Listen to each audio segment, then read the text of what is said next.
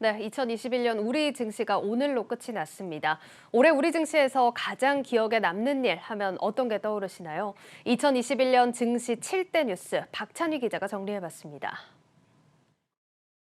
한국경제TV 증권부가 올해 시장의 중심이 된 개인 투자자의 초점을 맞춰 2021 증시 7대 뉴스를 선정했습니다.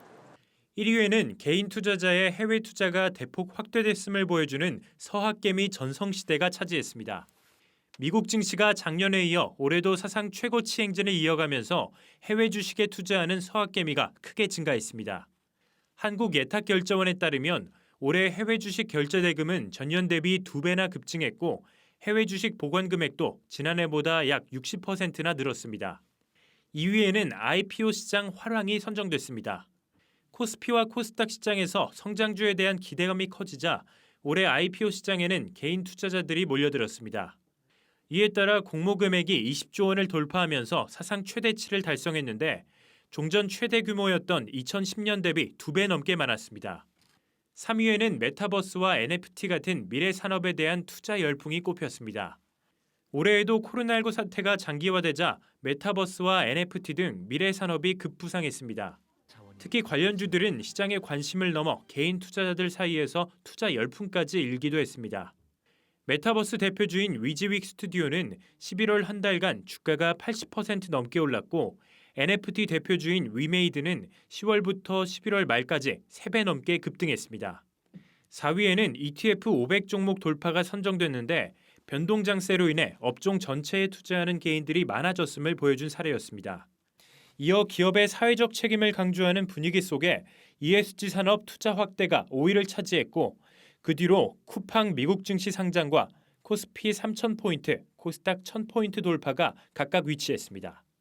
올해 국내 증시는 사상 최대라는 제목의 뉴스가 많았지만 그 이면에는 극심한 변동성 속에 동학개미의 눈물이란 말이 나올 만큼 아쉬운 모습을 보였습니다.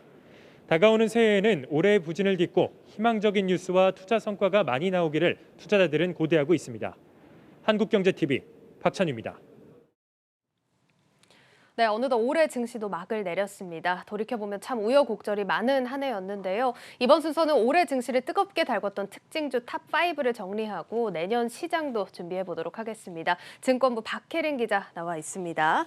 예, 박 기자, 오늘 좀 큰 상승세로 마감을 하길 바랬는데 오늘은 좀 아쉽게 마감을 했는데 이런 시장 상황 전반적으로 좀 짧게 정리를 해볼까요? 네, 폐장일인 오늘 우리 증시는 거래량이 부진한 가운데 코스피는 결국 3천선을 버티지 못하고 마감을 했습니다. 오늘 코스피 지수는 어제보다 0.42% 내린 2,980.78의 장을 마쳤고 코스닥은 0.58% 오른 1,033.97에 마감을 했습니다.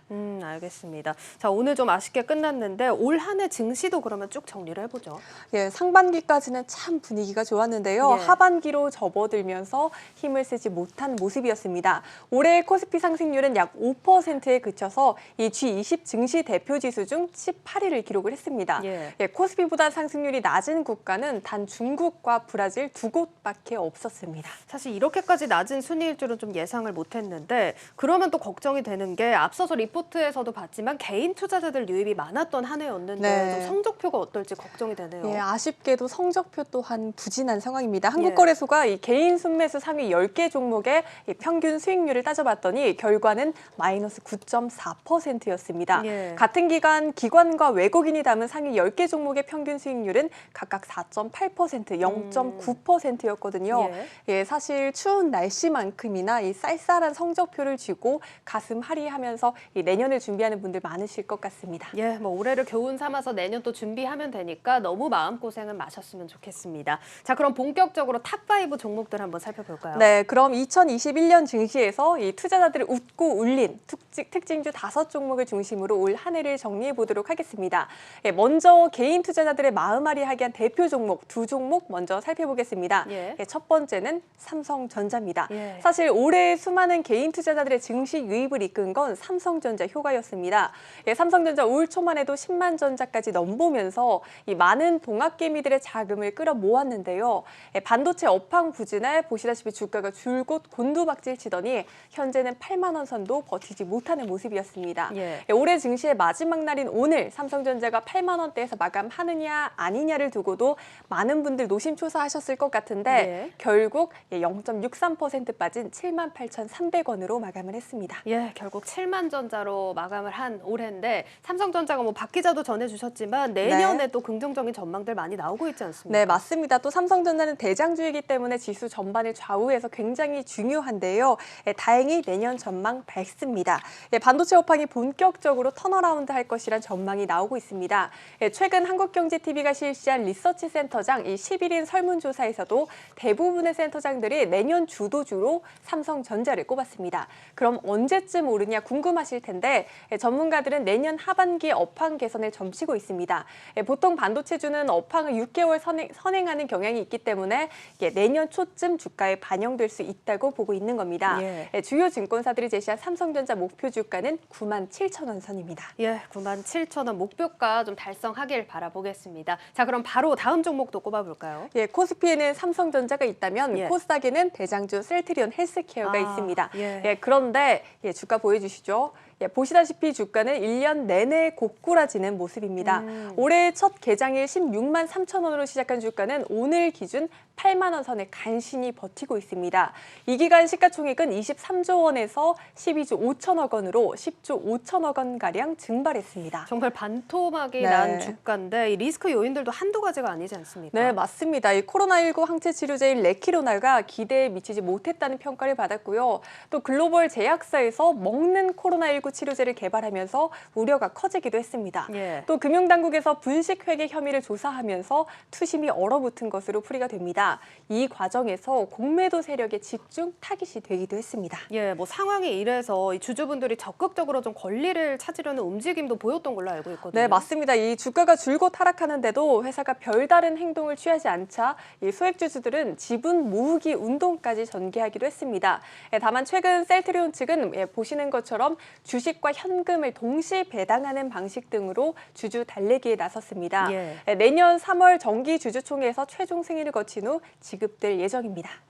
알겠습니다. 자, 이제 좀 분위기를 전환시켜서 네. 올 한 해 개인 투자자들이 쾌재를 부른 종목들 얘기도 한번 나눠보죠. 네, 올 한 해 코스닥 시총 상위 종목들의 치열한 접전이 관전 포인트였습니다. 예. 1위인 셀트리온 헬스케어의 주가가 부진한 가운데 2위 자리는 에코 프로 BM이 차지했습니다. 최근에 조금 주춤하긴 했지만 한 해 전반으로 보면 주가가 고공행진했는데요. 예. 에코 프로 BM의 시가총액은 올해에만 4조 원에서 11조 원으로 7조 원가량 불어났습니다. 올 초 셀트리온 헬스케어의 시총 격차는 약 19조 원이었는데 현재는 1조 5천억 원가량으로 격차를 대폭 줄인 모습입니다. 지금 주가 상황만 봐도 지금 어마어마하게 상승폭이 집계가 되고 있는데 이슈들도 많았죠. 예, 제가 단적으로 이 에코프로 BM만 말했지만 예. 올해는 2차 전지 관련주들의 주가가 대부분 급등했습니다. 전기차 시장의 급성장에 따른 결과인데요. 증권업계에선 전기차 배터리 소재 분야의 주도주로 에코프로 BM을 꼽고 있습니다. 이 에코프로 BM이 글로벌 시장을 공격적으로 확대함에 따라 양극재 생산 능력이 대폭 늘어나고 규모의 경제 효과가 실적에도 긍정적인 영향을 미칠 것이란 전망입니다. 예, 2차 전지 살펴봤고 다음 종목은 뭘까요? 예, 올해 전 세계적으로 사실 K 콘텐츠들의 위상이 굉장히 높아진 맞습니다. 한 해였습니다. 예. 여러 종목들이 있지만 BTS로 대표되는 하이브를 꼽아보도록 하겠습니다. 사실 저희가 저희 둘도 얘기를 많이 네. 나눴지만 BTS가 세운 성과들을 지금 기억도 안 날 만큼 많잖아요. 네, 맞습니다. 이 BTS를 거머쥔 하이브는 코로나 가운데서도 올해 사상 최대 실적을 냈습니다. 증권업계에선 내년에도 사상 최대 실적을 기대하고 있는데요. 내년에는 글로벌 투어가 재개가 되고 또 음원과 음반 판매량이 폭증할 것이라는 예상이 나오고 있습니다. 또 올해 하반기 증권업계 화두는 뭐니 해도 이 메타버스와 NFT일 텐데 하이브 역시 메타버스, NFT 관련 다양한 사업을 전개하겠다고 밝혀 투자자들의 기대가 몰리고 있습니다. 맞습니다. 올해 또 가장 많이 들은 단어가 메타버스랑 NFT가 아닐까 싶거든요. 네, 특히 이들 테마에서 두각을 나타내는 건 엔터주와 게임주입니다. 오늘 기준 코스닥 시가총액 순위를 살펴보면 3위는 펄어비스, 5위는 카카오게임즈, 6위는 위메이드가 자리를 하고 있습니다. 예. 위메이드는 올 첫 개장일에만 하더라도 코스닥 시총 112위였는데 1년 새 100계단 넘게 뛰어 올랐습니다. 엄청납니다. 특히나 위메이드도 그렇지만 위메이드 자회사, 위메이드 맥스 상승폭이 어마어마하잖아요. 네, 맞습니다. 위메이드 맥스는 올해 최고 상승률을 기록하기도 했습니다. 예. 네, 블록체인 기반의 NFT 기술을 이용한 일명 돈 버는 게임인 미르4가 흥행한 후 이들 종목이 게임업계 NFT 열풍을 주도한 겁니다. 알겠습니다. 자, 이렇게 박혜린 기자와 함께 올해 증시를 정리하고 또 내년 증시 준비해보는 시간을 가졌습니다. 새해를 맞이해서 투자자분들한테 박 기자 한마디 해주시죠. 네. 이렇게 투자자 여러분들 올 한 해에도 정말 고생 많으셨습니다. 이민년 새해에도 성공적인 투자를 하시길 기원하겠습니다. 예, 여기까지 듣겠습니다. 지금까지 증권부 박혜린 기자와 함께했습니다. 고생하셨습니다. 고생하셨습니다.